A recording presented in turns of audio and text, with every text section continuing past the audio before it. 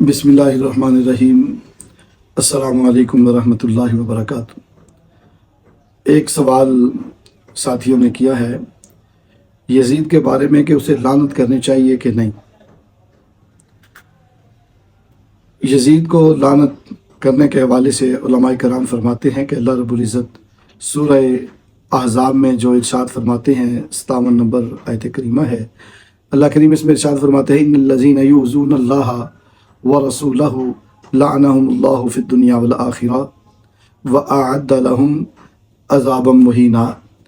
اللہ کریم فرماتے ہیں کہ بے شک وہ لوگ جو اللہ کو اور اس کے رسول کو رنج پہنچاتے ہیں، اذیت دیتے ہیں، اللہ تعالیٰ نے دنیا میں اور آخرت میں ان پر لعنت فرمائی ہے، آخرت میں ان کے لیے رسوا کرنے والا عذاب تیار کر رکھا ہے۔ مسند امام احمد کی حدیث پاک ہے، حضرت سعید بن خلاد رضی اللہ تعالیٰ عنہ آپ فرماتے ہیں کہ نبی پاک صلی اللہ علیہ وسلم نے ارشاد فرمایا اہل مدینہ کو خوف زدہ کرنے والا جہنمی ہے۔ جو اہل مدینہ کو خوف زدہ کرے وہ جہنمی ہے، تو جو اہل بیت اطہار کو شہید کرے اس کا انجام کیا ہوگا۔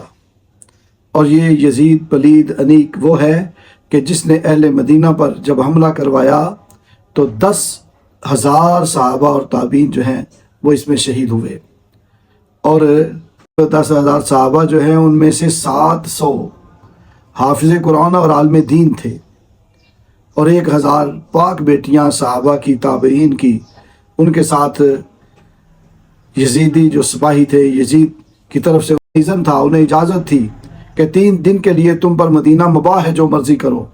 تو انہوں نے ان کی عصمت دری کی، جس کی وجہ سے 1,000 بچے ناجائز پیدا ہوئے، استغفر اللہ۔ تو یہ اتنا ظلم، اتنی زیادتی، اتنا مدینہ طیبہ کے لوگ جو ہیں ان کے ساتھ برا سلوک، کیا وہ خوفزدہ نہیں ہوئے؟ جہاں قتل و غارت کر دی گئی، عصمتیں پامال کی گئی، خوفزدہ کیا۔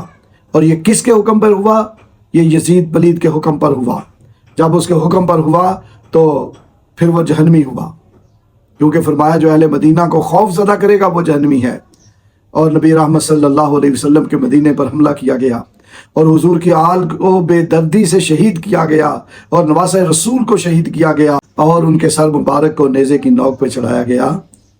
کیا اس سے حضور کو اذیت نہیں پہنچی؟ یقیناً پہنچی ہے۔ تو جس کے حکم سے یہ سارا کام ہوا وہ یزید پلید ہی ہے۔ تو پتہ چلا کہ یزید لعنتی ہے اور عذاب جہنم کا مستحق ہے۔ اللہ رب العزت ہمیں حضرت امام علی مقام رضی اللہ تعالیٰ عنہ کے غلاموں میں شامل فرمائے، انہی کی محبت میں زندہ رکھے، اور انہی کے ساتھ ہمارا حشر فرمائے۔ اور جو یزید کے حامی ہیں ان کے لیے بھی ایک دعا ہے کہ اللہ تعالیٰ ان کا حشر یزید کے ساتھ فرمائے۔ آمین ثم آمین۔